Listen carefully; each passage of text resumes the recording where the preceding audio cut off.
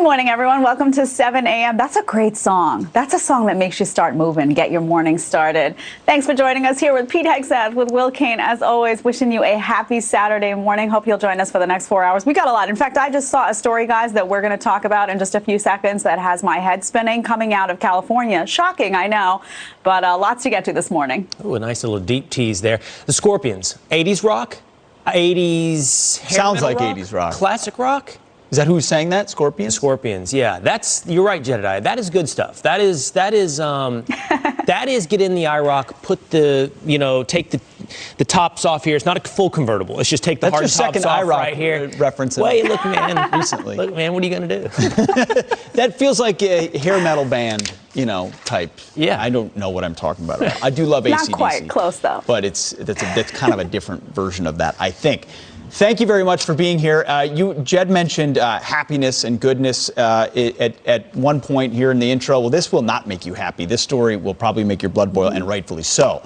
We start out this hour with a story out of the Pentagon. So the Pentagon has ordered that all detainees and prisoners will receive the COVID-19 vaccine. So you say, okay, who does that apply to? Where does that lead your brain to? Well, the first place you may not think of, but it does apply to, is Guantanamo Bay, Gitmo. So major al-Qaeda-linked Guantanamo Bay detainees will soon get the vaccine before you or before other American citizens, taxpayers, everybody else. So Khalid Sheikh Mohammed, somebody you know, we all know the 9/11 mastermind there on the left. And then you've got three other guys from the 2002 Bali bombing. There's a bunch of other dirtbags at Guantanamo Bay as well who will soon receive the COVID-19 vaccine. So the Biden administration saying this is something we have to do. But if you step back, especially in this city where 9/11 happened, and think of all the people here, first responders, others that won't get this, but those guys will, makes your head spin. Like this guy, Tom Van Essen, he's fire commissioner, was fire commissioner during 9/11, who said the following: you can't make this up. The ridiculousness of what we get from our government. They will run the vaccine down to those lowlifes at Guantanamo Bay before every resident of the United States of America gets it. It's the theater of the absurd. So let's just put this into context. Yes, obviously 9/11 responders, like you just said, should all be vaccinated, each and every one, before a single dose of vaccine is run down to Guantanamo Bay. But I would go further. I think we should shoot something else in the shoulder of these detainees at Guantanamo Bay, let me tell you. But go further, not just how you just went further, but go further. Every single American should be administered the vaccine before a single dose of vaccine is administered down in Guantanamo Bay. I hope they'll forgive me for this, but two members of our family here at Fox and Friends were just talking during the commercial break, Dave and Marilyn, talking about when potentially the vaccine would be available to them. And if the answer to that is after Khalid Sheikh Mohammed, something is wrong, Jedediah. Mm-hmm. Yeah, my husband's grandma is in her 90s. She hasn't even been able to get a vaccine yet because it's so hard to navigate some of the scheduling in New York. I know a lot of senior citizens that have been struggling with scheduling. Some have gotten their first shot, waiting on the second. Some haven't gotten any shots at all. So when they see stuff like this, I'm wondering what the justification will be in terms of an explanation. How do you explain this in terms of timing? If you were going to say that ultimately those people had to be vaccinated because of close quarters and people who are in prison are, typically on top of each other and it could lead to spread. That's one conversation. I still, roll my eyes a bit at that at times. But if that's why now? Why now before so many people who are on the front lines want it, need it, so many elderly people? I just don't know how this is going to go down well, I do know how it's going to go down terribly. It's going to be received horribly.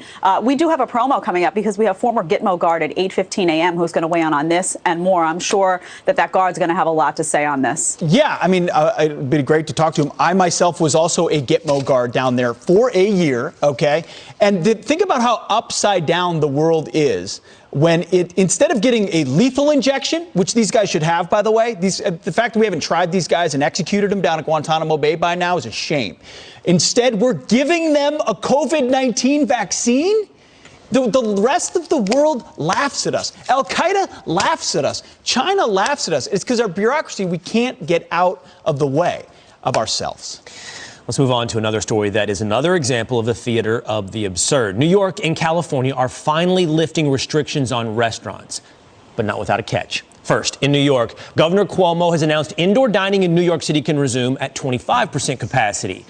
But for 2 weeks, while the rest of the state can open to 50%. Now, I'm going to trump that, if you will, with another more absurd example of these restrictions and their staged lifting. Now let's go to Los Angeles County, where officials have ordered restaurants. They can have outdoor dining, but you can't have your TV on outdoor. All right? So right before the Super Bowl, I want to be clear. You can eat outdoors, but there will be no outdoor television watching at those restaurants, Jedediah. What is going on in California and New York? I mean, these are two of my favorite places typically in the country, and these officials have lost their minds. I'm assuming that the logic there, call it logic. I say logic with quotation marks, is that watching TV will have people lingering more. It'll become more social. But we've already shown in the data that outdoor dining is not a super spreader. So why are we limiting the ability of paying customers to just enjoy themselves? Can't people just have a good time anywhere anymore? It's insane. Also on that, New York City, 25% indoor dining, restaurants can't survive on that. They've come on this show, they've come on other shows. They keep saying we cannot sustain ourselves at 25%, particularly coming off of a lockdown for so many months. It's going to tank all of these restaurants. By the time New York City is able to reopen again, there's going to be nothing left. You're going to drive into the city and it's just going to be a dead zone because there's going to be nothing to see or nothing to do. And 2 weeks from now, these restaurants don't need 2 weeks to open up. They can do it. And what did Cuomo say? Honestly, he said this. He goes, 25% better than zero. He did say that. He did say that. Better than zero. We can just keep you closed forever. And you know what's going to happen when you don't let people have TVs at outdoor bars in LA? They're just going to go home with their friends in indoor gathering and watch the Super Bowl. It's the dumbest. You can't, I want to swear, but I can't. It's morning television. Instead, we're going to go with this tweet. California chef Andrew Gruel pointing out the absurdity. This is what he said. He said, it's as if there's a pathological need to always stick it to restaurants in one way or another. So true. By this standard, grocery stores can't play music either. The comforting sounds of Kenny G might keep people lingering by the eggs too long. Again, if there was any logic or thread that made sense throughout it, I think we would try to identify it. Instead, it just feels like power. Yesterday, Pete, Jedediah, I did a diner for Fox and Friends in Knoxville, Tennessee. And one of the great benefits of getting out to diners is talking to the American people and understanding what is important to them, where their heads are at any given moment. And I know you've experienced this, Pete, when you talk to diners across the country. Long term, everyone is worried about the socialist tilt of the United States of America, the direction philosophically that we're headed and passing on to our children and grandchildren. In the short term, do you know what I heard? I heard a lot about job-killing executive orders from the Biden administration just as this administration gets off the ground. What are we talking about? Take a look at this. This is the number of executive orders in the first 10 days of the Biden administration. 25. Now compare that. President Trump, 6. President Obama, 5. George W. Bush, 2. Clinton, 2. George H.W. Bush, 1. 25 as compared to that number. People see this, Jedediah, and they see the corresponding job losses, especially in energy sector. And people are very upset and worried about this. Yeah, and why so many? I mean, that's just a disturbing number. I'm sure there's some reason that executive orders need to exist, but they always turn my stomach, especially when they're overutilized. I mean, 25, he just got here. He just started the job. 25, it's basically an undoing. It's like you have the doing of one president, and then you have the complete undoing, which is going on right now. Yeah, and there's this headline from the Examiner. It's from an op-ed. It says, "Sorry, Mr. President, but unity doesn't mean we do whatever you say." This is a quote from that Washington Examiner op-ed. He acts, though, as if unity means that he dictates the policy and that everybody else must unite in line behind him. So I think this is really just starting off badly. When you decide, when you come in and you're in a process of undoing and you're just doing it by executive fiat, that's just going to turn people's stomach right from the get. He should. I mean, I understand if it was 1 or 2, but 25, I mean, that's going to blow anyone's mind. I'm sorry. Yeah, I mean, it's the undoing of the Trump presidency is number one. And the quickest way to do it is through executive order. It's also a left-wing laundry list to every left-wing organization or special interest group that is responsible for Joe Biden being where he is. He's an empty vessel for them. So whether it's the Mexico City policy, which is taxpayers paying for overseas abortions, the Keystone XL pipeline getting scrapped, getting back in the Paris Climate Accord, you could go down the list of here. Let's give it to the Greenies. They need something. Let's give it to the pro-choice lobby. They need something. Everybody needs a giveaway, and executive action has been the way for Joe Biden to do that. And who gets hurt in the process? the guys working on the pipeline, the guys with good, honest American jobs, paid well, who were told by John Kerry, you can just go work on solar panels instead of this amazing welding career that you've created for yourself. We had one of those guys on the program, Billy Burns. He worked on the Keystone XL pipeline. He's a member of the union, and he talked about what it feels like to have his livelihood under attack. This job was pretty much going to be the massive work for our union this year. We were really counting on it. You prepare for these large projects, and when one gets the rug yanked out from under it, I mean, you have nothing for that year, or you have nothing for the next 2 years. But it seems like crude oil is under attack, and so we feel that our livelihood is under attack. And we knew that Biden was going to go after the fossil fuels, and that's really a bad day for the Pipeliners Local 798. Yeah, this slew of executive orders represents many things. It represents a progressive wish list, an agenda item list. It represents the hollowness of the unity message. We're going to get done what we want to get done, and you're not going to stand in the way. And the cost is laid out for you right there. The cost is immediate job losses, specifically in the oil and gas and energy sectors, Jedediah. And then just saying to someone, oh, you can go do solar panels is so ridiculous. It's a whole different job. It's a whole different skill set. I mean, it just doesn't work like that. That takes time to learn a new skill. Those people have to figure out that whole industry, maybe in 5-10 years, but that doesn't happen overnight. What are those people supposed to do to feed their families overnight? I mean, it's just so absurd, some of this stuff. All right, we're going to turn now to your headlines, beginning with a Fox News alert. Just take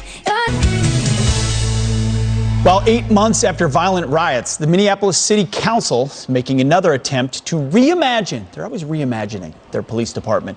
If approved, the plan strikes the word police from the city's charter and eliminates a required minimum number of officers. But council members insist this does not mean abolishment.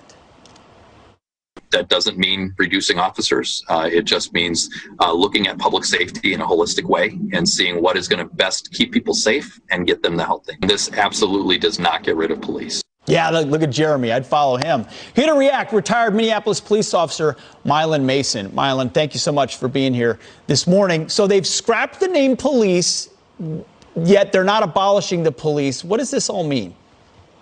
Well, once again, that doesn't seem to be a plan. Are they moving it so they can get it out of the city charter so that they can rearrange things? There are many conversations that do say that they will reduce police because they will not have to have minimums at that point. So what will they be doing? We don't know. What have they been doing for those 8 months? Let's get going. They're not doing a thing. If they want to remodel the police, let's do so. Is this called public safety now, and will that include fire and EMS? So many questions that we don't know. One of the things that's good, it will be put before the vote of the city members, not just the city council. So the entire city is going to get a chance to vote on this. Do you have a sense that citizens of Minneapolis are waking up to the sort of left-wing fantasism of the city council and saying, hey, I just want police officers to defend my streets. I'm not in for this. Would they reject a proposal like this, do you think? They certainly could. But one of the problems is nobody knows what the plan is, so they can't educate the public as to which way to vote. So you don't know if what's being presented is the plan, or if it's the beginning of a larger plan to actually abolish the police department. What do you think? Does the city council want actual public safety, real strong police force, or are they in with the sort of left-wing mob that wants to use this moment to say, let's reduce the police or abolish them altogether? I think they want police, and I think they want law and order, but they don't want anybody to get hurt. They don't want anybody to get affected by the police and the crime. They're not making the criminals responsible for what they're doing. Okay, so they don't want any mistakes by the police, but by nature, your job, the job you did for 40 years, is inherently full of risk and danger. That's why you're a special class of people that are willing to do it. So it's a total false choice. You can't get rid of all that risk and still protect citizens. Exactly right. There's always so much risk. involved. And you have to make a decision in about 1.5 seconds what to do. Should I shoot? Should I use lethal force or less lethal force? What should I do?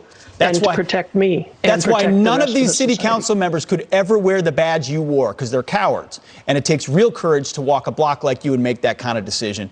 We've got to leave it right there, Mylan. Thank you so much for your insight this morning. And we reached out, by the way, to the Minneapolis Police Department for a statement, and we've not heard back. Maybe they don't have anybody to answer the phones anymore. All right, coming up, Chicago students are set to return to the classroom on Monday, but teachers are now threatening to strike. Two parents fighting to get their kids back in school will join us live next. News by the numbers first. 6,700. That's how many Syrian nationals are receiving temporary amnesty under the Biden administration. The president extended the program, allowing them to stay in the U.S. until September 2022. Next, more than 1,000 doses. That's how many COVID vaccine shots had to be destroyed in Florida after a worker accidentally turned off the refrigerator. Palm Beach County officials saying it was not intentional and that it was caused by human error. And finally, 767 pounds. That's how much this massive swordfish weighs. It was caught in Florida and now holds a state record and just 5 pounds shy of the nationwide record. It took 5.5 hours to reel him in. Jedediah? That is quite a fish. All right. Well, Chicago city leaders are slamming the teachers union as the work week ends without a reopening agreement for public schools. Union leadership has chosen to disregard the science on reopening schools and instead replace CDC guidance with their own gut instincts. Unfortunately, yet another day where we in the CPS kept fighting for our children. And in this day, the CTU leadership has failed. Teachers say it's unsafe, but fed up parents are ready to sue if that's what it takes to get them back in the classroom. Here now to discuss, Chicago mother of three, Laurel Golden, and attorney Daniel Sir of the Liberty Justice Center, who will represent Laurel and other parents if the suit is in fact filed. Welcome, both of you, to the show. This is a topic near and dear to my heart, education. Laurel, I want to start with you, though, because you felt compelled to get a lawyer. Why? Good morning. My children attend public school. I should not have to get a lawyer for them to attend school. They've been out of school and out of the classroom with a teacher for over 10 months. They are falling behind. 2 of my 3 children should have additional accommodations, which are virtually impossible to be met doing remote learning. I felt I was out of options. And luckily, the Liberty Justice Center is going to represent us pro bono. You know, what you're saying is a sentiment that I think is felt by parents, not only in Chicago, but in many cities around the country for quite some time. You know, Daniel, what is the legal case here? Now, you haven't filed suit yet, but essentially you will file suit on Monday if the strike goes through. What would be your legal standing? That's right, Jed. So the law in Illinois is really clear here that public employee strikes, especially teacher strikes, are illegal in a circumstance like this. And so our request for the teachers union is pretty simple. It's put kids first and follow the law. If the teachers union isn't willing to do that, if they go on strike on Monday, you know, we're ready to represent Laurel and other parents to get a court order to make sure the law is obeyed. You know, Laurel, I don't understand what's gone on here, really, because if you do follow the data and you follow the science, schools have been shown to not be super spreaders, right? So then you have parents like yourself that are saying, well, what exactly is going on here? What has it been like for you to not have your kids be in school for the last X amount of months? Well, what has that struggle been like? Well, it doesn't just affect the children, it affects the whole family, the dynamics. My husband is an essential worker. He's expected to show up and do his job every day, pandemic or no pandemic. I've had to put my career on hold and stay home with the children every day to make sure they're doing their lessons and not fighting and just getting their homework done. It's been a real challenge. We've gone from a 2-income family down to a 1-income family. Yeah, I mean, it's time to get it's long been time to get these kids back in school. I really feel for your struggle. I do appreciate you coming on here and taking a strong stance on this for your children and for children everywhere, families everywhere who have gone through this. Daniel and Laurel, thank you for being here. Thank you. Thanks for having us on. Thank you. Still ahead, just when you thought AOC and Ted Cruz could actually agree on something, imagine that. The congresswoman now accusing the senator of trying to have her murdered. The Duffys, Sean and Rachel, are here to weigh in on that and more coming up next.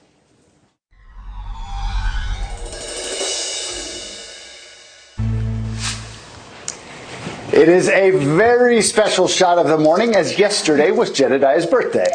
And even though we aren't together in studio, we couldn't let this morning go by without a little bit of celebration. Yes, so thanks to some help from her husband, Jeremy, we have a couple of surprises for her. So here we have. Jeremy, First, you're here. I think Jeremy's bringing in some flowers. These are from Moravian Yes, he is. He's Florist. We coming. want to thank He's Moravian coming. Florist. He's bringing them in good.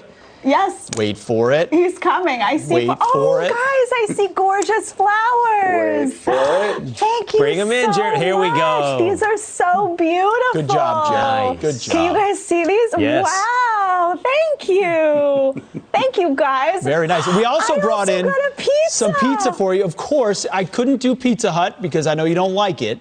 So instead, we got you a gluten-free margarita pizza with cashew cheese. Who knew that was a thing? From Double Guys, Zero. Wow. This is my favorite pizzeria in New York. It's a place called Double Zero, and they cater to crazy people like me. They have regular pizzas too, so Pete, you could have had one of those, but they make a gluten-free margarita pizza with cashew cheese that is so delicious. So if anyone out there has, a super health freak like me and wants to eat pizza, this place, I can't believe you found this, guys. I cannot believe it. Well, happy You want birthday. me to open the pizza and show? Well, yes. Look at my pizza. I need to see Can what you the guys see cashew it? cheese Yes. looks like. It looks good. It looks What? like mozzarella. Here's the deal. Except it's First, It does. Happy it's birthday. Amazing. Double Zero, thank you, and thank you guys. well, but there's a flip side to this, Jedediah. You've seen Pete and I eat on camera. If Rick were here, we'd make Rick eat as well. So you're going to need to eat. I'm down. Oh, good. We're gonna Okay. cashew cheese gonna- pizza, gluten free. Listen, no gluten. this goes to show you. This goes to show you that if you order the right food, I will eat it. She folded it. You see her technique? She folded it. She did. All right, you enjoy your Amazing. pizza. You enjoy your pizza. Thanks, Thank you, Rick. guys. Now let's do this. Let's bring in Sean and Rachel Duffy. Sean's a former Wisconsin congressman, as you know, and Rachel is the host of Moms on Fox Nation. Good morning, guys. Good morning. Good morning. Happy birthday, Jedediah. Happy birthday, Thank Jedediah. you, guys. I think Sean might have a problem being a good Wisconsin boy with cashew cheese. You don't put Wisconsin cheese on your pizza? We are all offended Yeah, I in know, and I'm Wisconsin. Italian. Listen, I guys, know, I'm it's Sicilian, shameful but all the sometimes way you got to around. break the rules. Nothing like for you. When you have friends like Pete Hegseth, he sends you not birthday cake, but pizza for your birthday. I love that. Do what I can. Absolutely. I love Let's, Sean, Rachel, would love to ask you about a few items in the news this morning. Let's start with this. Ted Cruz and AOC on the same page on something. This was over the GameStop stock story, whether or not Robinhood and the trading mechanisms should have been shut down. Now, when Ted Cruz tweeted the following, I'm happy to work, well, rather, this is AOC's, I'm happy to work with Republicans. This is after Ted Cruz said, I agree with AOC. She said, I'll work with Republicans where there's common ground. But you almost had me murdered 3 weeks ago. So you can sit this one out. Happy to work with almost any other GOP that aren't trying to get me killed. In the meantime, if you want to help, you can resign. Hey, Sean, several Republicans have called for AOC to be censured over that tweet right there, suggesting Ted Cruz tried to have her murdered. What's your response to that? It sounds like a great idea. I think she should be censured, Will. But if you take a trip down memory lane, we know that Ted Cruz and his wife tried to go eat at a restaurant, and they were chased out by violent leftists that support people like AOC and Bernie Sanders, or the 12 baseball players on the Republican field that were shot at by a Bernie Sanders supporter. Steve Scalise almost died. Sarah Huckabee Sanders chased out of restaurants. Tucker Carlson's house was attacked by a leftist mob. His wife was home alone and feared for her life. There is violence on both sides, and it's incumbent upon us to call all of it out. But my concern is, as a former member of Congress, we have to rise above all of the chatter and the energy and emotion that happens in the country and be legislators and be collegial and work together for the betterment of the country. And when you have a 30-year-old, maybe I call her a snot-nosed young woman who can't rise above and say, hey, let's start working together for the betterment of small institutional investors in America. I think it's shameful. And I love young members of Congress. I think they bring fresh blood to the institution. But the fact that you're going to play this game shows just an absolute immaturity. And maybe she's too young to be in Congress. Well, Rachel, Sean talks about rising above, and Cortez is young, but Nancy Pelosi is not young, and she's using similar language. Listen to this. We will probably need a supplemental for more security for members when the enemy is within the House of Representatives. We have members of Congress who want to bring guns on the floor and have threatened violence on other members of Congress. The enemy is within, Rachel. Yeah, it's outrageous. Speaking of the riots, the difference between riots that happen with our crazies on the right is we all get smeared as insurrectionists, as treasonous. I don't know if our viewers know, but BLM was just got after their riots, which, by the way, were more deadly, 19 dead, 2 cops dead, billions in damage. Yeah. They just got nominated for a Nobel Peace Prize. So that's the difference between those two riots. I'm concerned because I do think that what Nancy Pelosi, and especially what AOC, I think she's extremely dangerous what she's doing down here. She's tearing down an institution. What she said on that Facebook live chat to her online fans was more than just a, dramatic Kardashian moment for her. I think she's trying to tear down the institutions. And we've seen, Pete, you talk so much about culture and what is happening. And we see that what they want is not to bring unity to this country, from tearing down statues, from demeaning our history,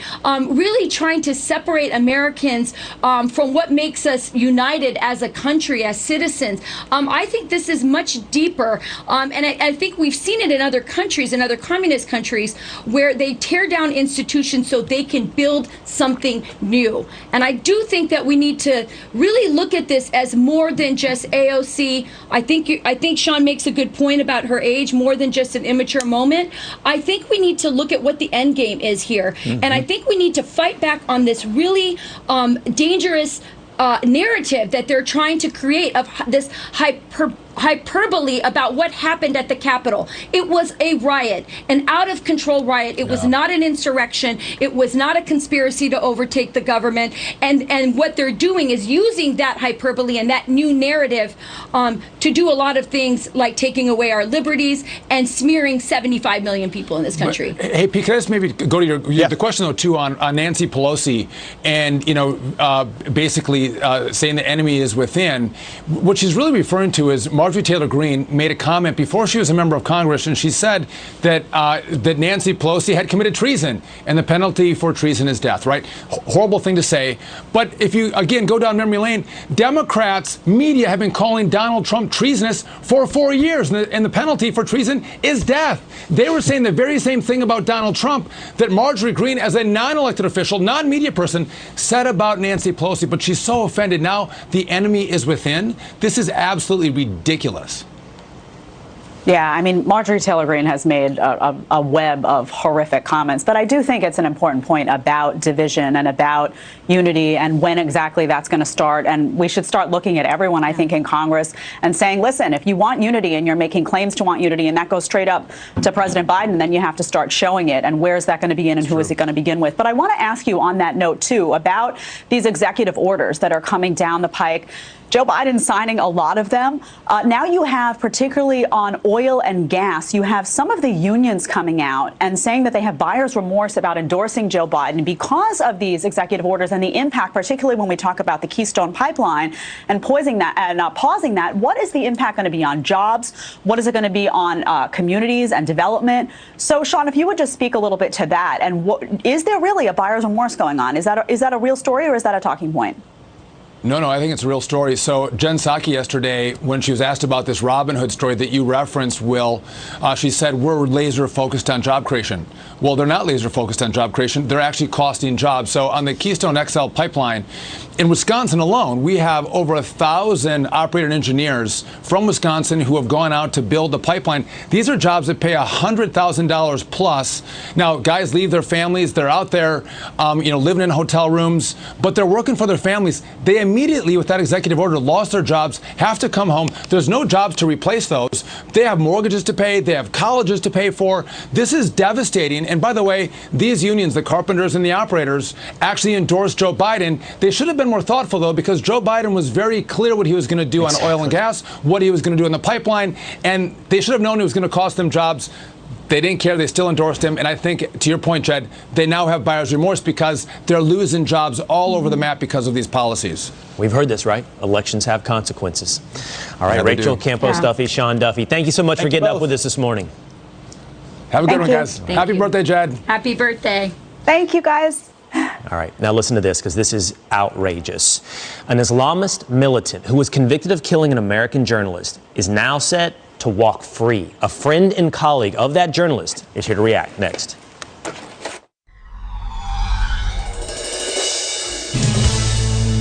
Global outrage in the 2002 murder case of Wall Street Journal reporter Daniel Pearl. After months of appeals, Pakistan's Supreme Court just ordered the release of the Islamist militant convicted in the case. Both the U.S. and Pakistani governments now urging the court to reconsider. Joining us now is Azra Nomani, who was Daniel Pearl's friend and colleague at the Wall Street Journal and is co-director of the Pearl Project. She joins me now. Thanks for being here. First of all, tell me about Pakistan's justice system, this decision by the Supreme Court. Are you surprised? Is this a system we should have faith in? What is your reaction today?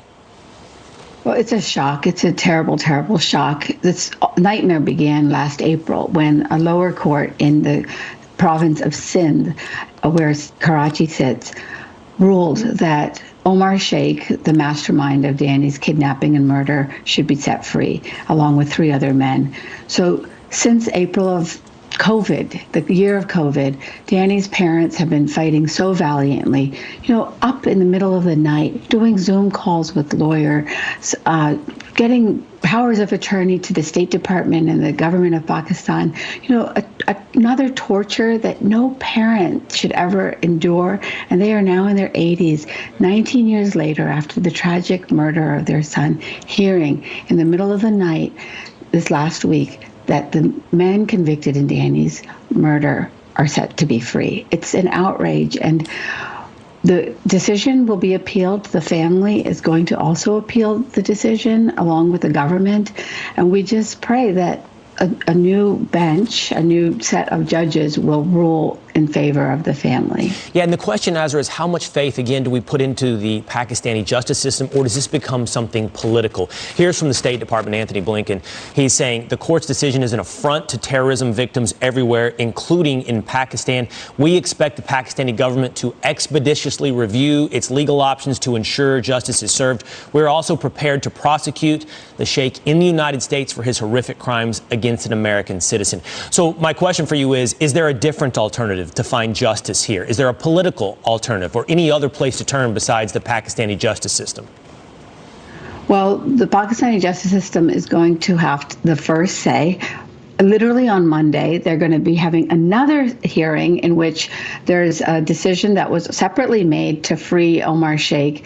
And, it's just so much confusion. Our head is spinning, and I wouldn't be surprised if other people are so confused by this because there are so many tracks. But the bottom line is that this is a real test of the Biden administration and its foreign policy. This new Secretary of State must use the diplomatic channels in order to make sure that the judicial system there does see this through in a way that allows for justice to happen for Danny. And we will ultimately have to extradite Omar Sheikh if this does not happen in Pakistan. Absolutely. This is a test for Pakistan also, whether it's going to choose the 21st century of peace and moderation or accept this legacy of militancy that took poor Danny's life. Well, to your point, whether or not it's through the Pakistani justice system, political pressure, but the last option, the one that's unthinkable, is that this man walks free, walks out into free society, and that'll be a real test for the Biden administration. Azra Nomani, thanks so much for your time this morning. Thank you, and I hope everyone will speak up on this. All right, thank you.